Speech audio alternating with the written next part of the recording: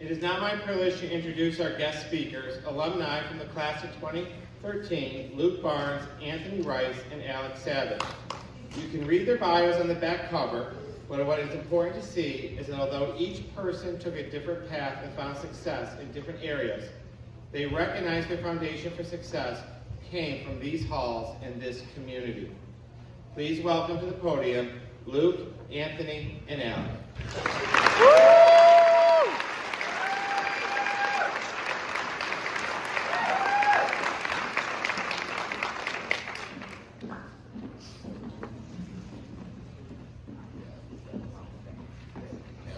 We need some space. We're just a little bit bigger than some people.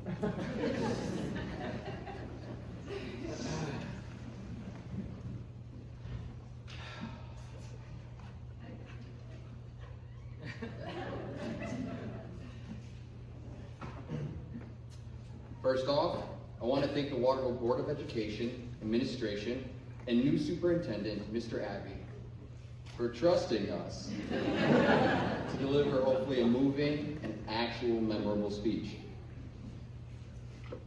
And we don't know what's crazier, us three standing here, or you sitting over there.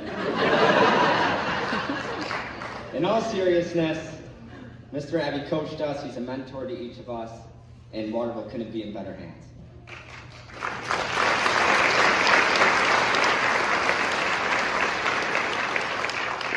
I'd like to give a special hola to Kathy Owens and congratulate her on her retirement. She's the main reason we're speaking here today. And hola is probably one of 10 Spanish words that I remember. That being said, what Kathy did teach us is that connection is the most important thing, sometimes even over content. And we all remember that to this day. So, the three of us on the stage, we're so lucky to have her as a teacher. All of you guys are so lucky to have her here today as well. There will be a huge void in Waterville when she leaves. So give her a round of applause.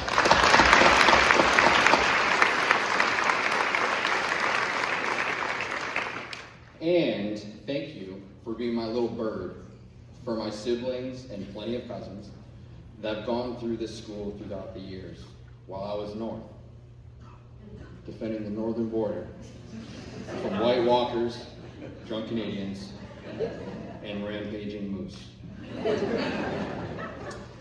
Thank you everyone here today that came to show your support for our graduates. Now, again, let's give a round of applause for our soon-to-be graduating class of 2026!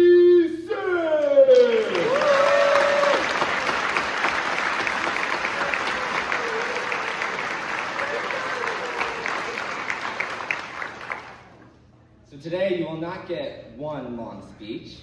We took the graduates' attention spans into consideration.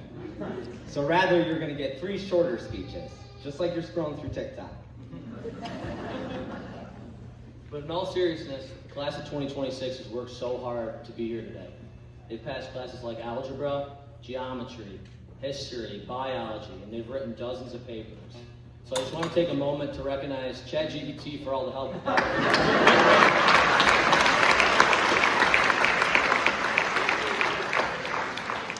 Okay, now everybody with me, let's scroll to the first speech. So my name is Luke Barnes, and I just want to make a moment to say that, just at the risk that any of you think my name was Anthony or Alec after today. So I just want to make sure everyone knows that this is me and not them. When we were asked to speak here today, I had difficulty settling on exactly what I wanted to say. I've received plenty of great career advice over the years, some of which has been extremely helpful to me. But today I actually don't want to talk about any of that at all. What felt more honest to me was talking about 2 things that I've learned a lot about over the last few years: relationships and injuries.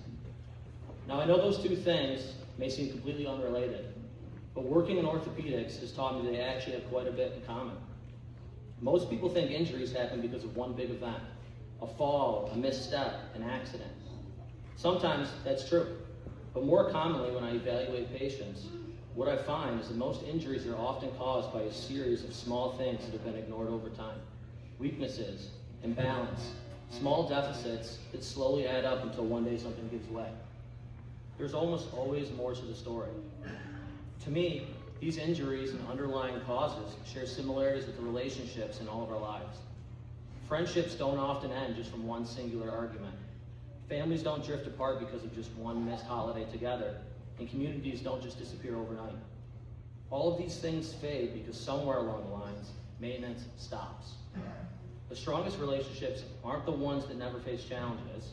They're the ones people choose to invest in over and over again. People tell me all the time how lucky I am to still have great friends from high school. When I hear that, the first thing I say back is, you definitely don't know Alec and Anthony. But honestly, I do feel lucky in a lot of ways. But with our friendships, luck had very little to do with it. For the last 13 years since graduating from this stage, Alec, Anthony, and I have attended weddings together in Mexico, answered late-night phone calls, made long drives to Vermont in snowstorms just to spend 24 hours together. We've taken flights overseas to visit Alec in his time in the military, taken weeks off of work and boards to study or to work together on road trips, and showed up for each other even when it wasn't convenient. The effort wasn't always equal. One night, this is about 10, 12 years ago, down at MPS, my car broke down about 1 in the morning, and Alec was overseas in Germany, and so naturally, I'm left with my only option to call Anthony, who's up the road a couple miles away. So I call him, and I tell him my car's broken down, and tell him I need help, and he says he'll be there in a couple minutes. 20 minutes go by, almost 30 minutes, and I'm like, where's this guy? He's got a car, he could drive to me. Out of the dark, 1 in the morning, I see a really large guy in a really small pink bike pedaling at me across the parking lot of MPS. Maybe the most lucky thing in that whole event was that Anthony actually did fix the car and I drove it away that night, which was crazy. But to me, the whole situation wasn't luck. It was an investment in me and it was an investment in each other. But injuries happen. Bodies get hurt, relationships do too. Friendships can experience distance, families can go through hard seasons. People disappoint each other. One of the most encouraging things I've learned as a physical therapist is that the human body possesses an incredible ability to adapt and heal when the right things are done consistently over time. I think relationships are no different. Recovery rarely comes from one grand gesture. It comes from showing up, from conversations, from forgiveness, from effort, from choosing not to give up on people. One injury, whether to the body or to a relationship, doesn't have to be the end of the story. Sometimes it's simply the beginning of a recovery. When I think back to my time here at Waterville, I don't remember every equation I learned. I don't remember every grade I received. And I can never remember how many points Anthony scored against West Canada Valley in the sectional basketball game our junior year. Even though every year the number seems to go up, so I really wish I could remember. What I do remember, though, is who I sat with at lunch, who I played basketball with all summer at the schoolhouse apartments, whose houses I slept over with on the weekends, and who I stepped outside with after graduation to take pictures together with. Those memories are really easy for me to remember, because 2 of the people I shared them with are standing right here next to me, my 2 best friends. Today, you will all do many of the same things we did when we graduated. You'll take pictures, you'll go to graduation parties, and you're going to hear all the same questions we heard. What's next? Where are you going to school? Where are you working? What's your plan? But I want to ask you a different question. Who are you bringing with you? Because the 3 of us standing here today have all learned the same lesson. Your path matters, but the people beside you matter just as much. If you have the right people behind you, the right path will always open up in front of you. But before you choose your path, choose your people. Invest in them. Maintain them. And when life inevitably brings injury to your relationships, don't be afraid to put in the work to heal. 13 years ago, the 3 of us walked out of this building together for the last time and took pictures outside. Today, we're standing back here together again. And I can't think of a better reminder that relationships, when cared for, can last a lifetime. So if you forget everything I've said today, please remember one thing. Choose your people before you choose your path. Standing here now, I wouldn't have wanted to do it any other way with anyone else. Thank you.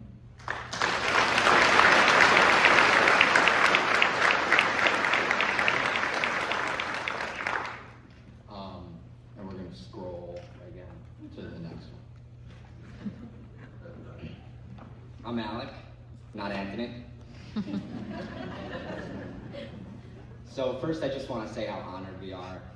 The love in this room is just filling us up. That rose, you know, we all have the waterworks going. So really, we're happy to be here. Thanks for having us. The best advice is honest. Today, I want to share with you what I use in my life. It's 3 words: romanticize your life.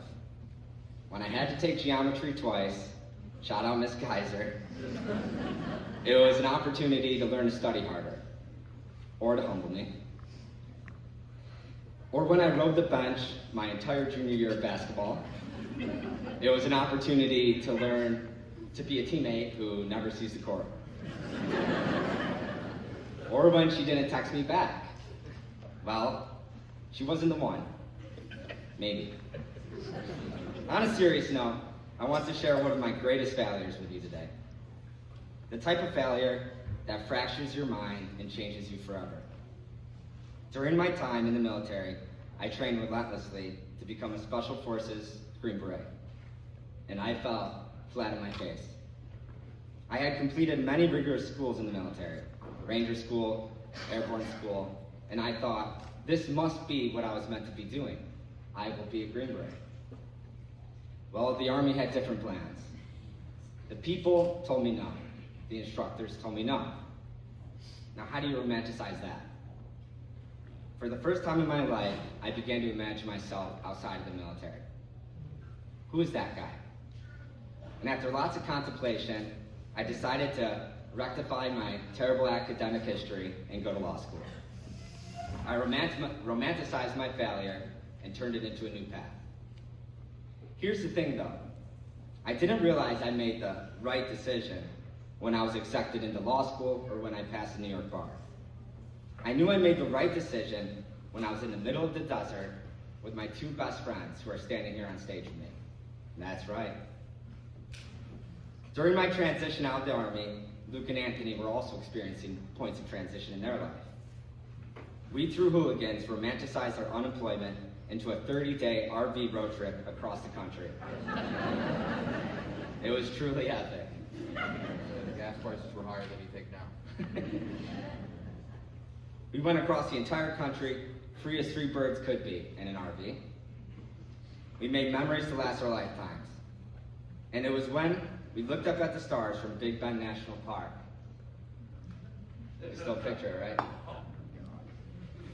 I texted my mom, I am exactly where I'm supposed to be. Romanticize your life, the signs will follow.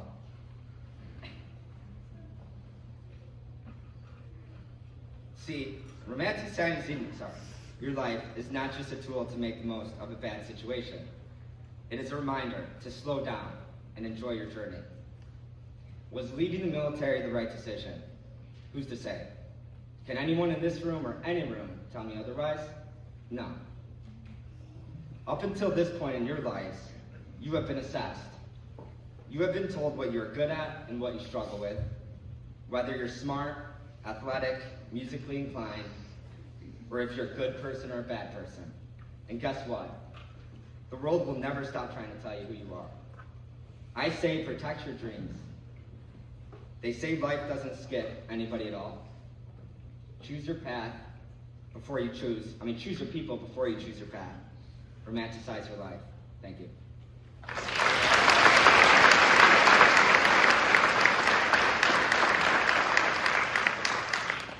All right, everyone dig in. Scroll one more time.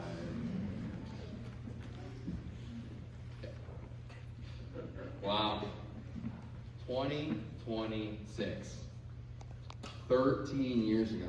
It's not 25. But I remember I was sitting right there, listening to Mark Barnes give us a speech. I'm sure your heads are filled with plans for the summer, college, work, and other shenanigans. But hopefully we can all lock in, be present for the next time being.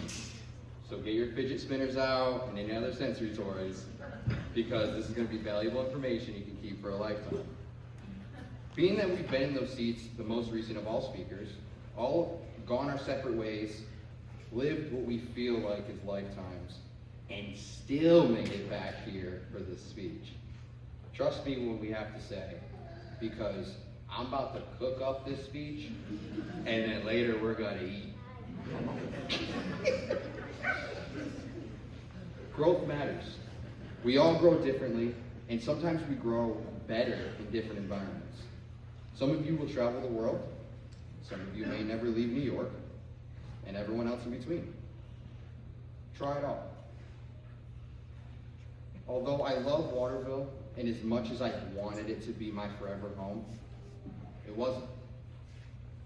It will be my forever first home. But don't get wrapped around the idea you have to buy a house in Waterville. You have to have an 8-figure job, marry your high school sweetheart, and send your kids to the school in order to call something home. My home is where my significant other is, our 2 dogs, my housebroken 300-pound pot-bellied pig named Socks. Wherever they are, that's home. A place that, although you're constantly is so far away, being 6 hours, it's where my friends and family can visit and where I'm able to go and visit them.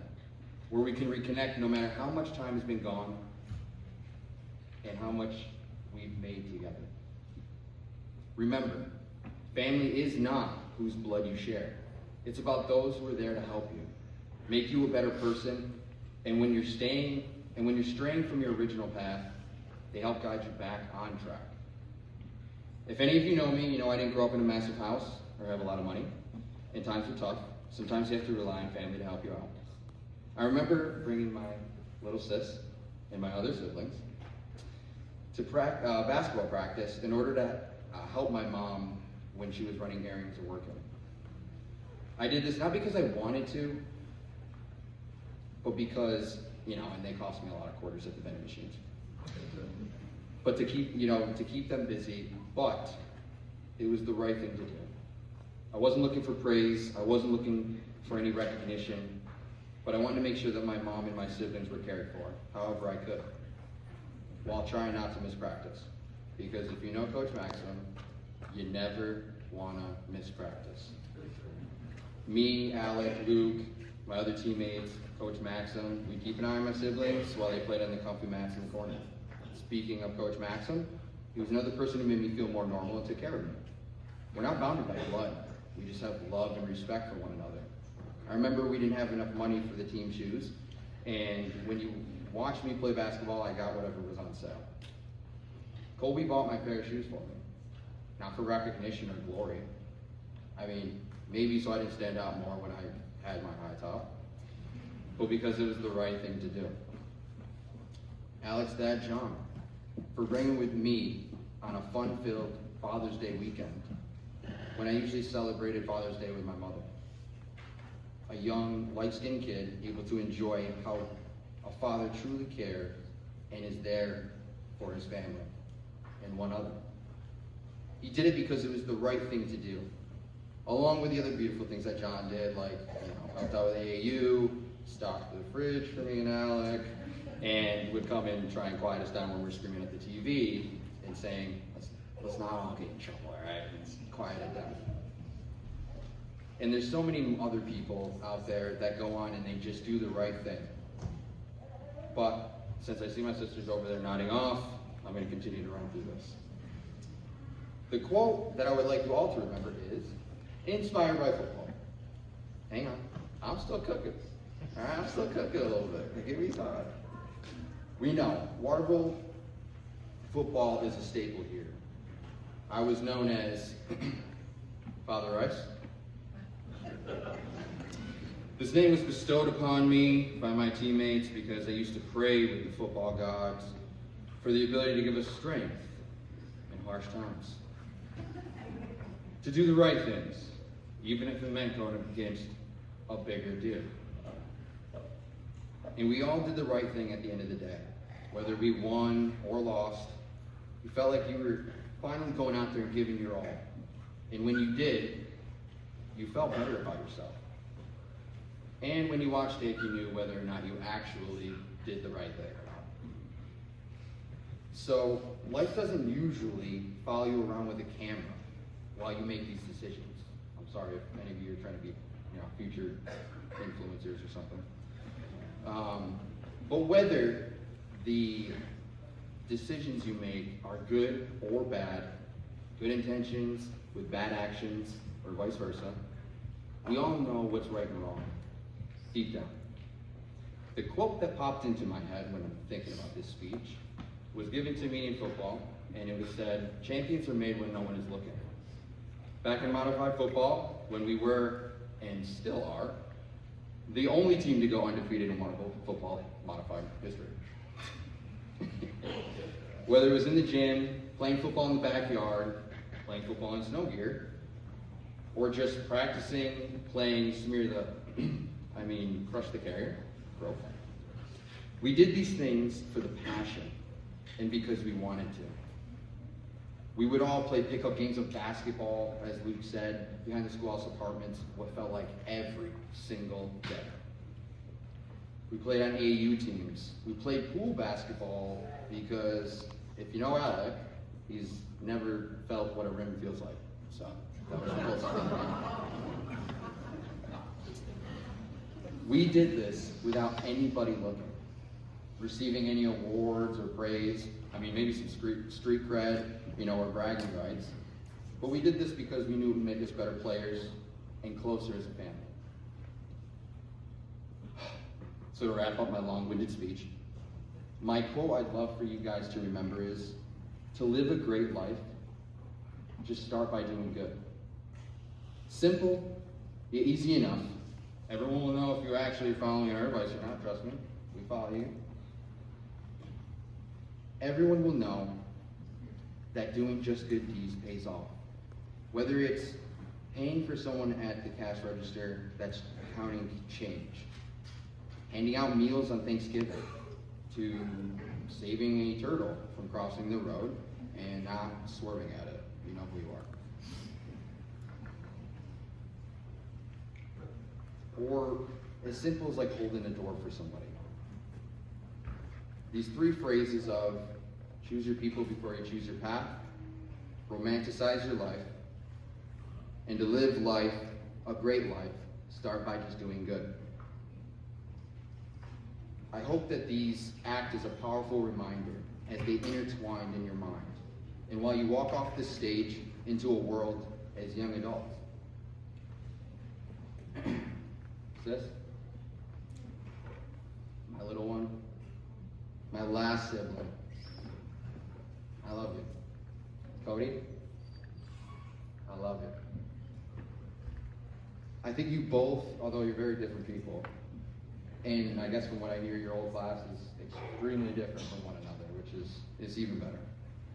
You all have the ability to go out into this world and make it better than the way that you found it. So, if you truly believe, you lead with love, and you unite to one goal, nothing can stop you. Thank you. Congratulations.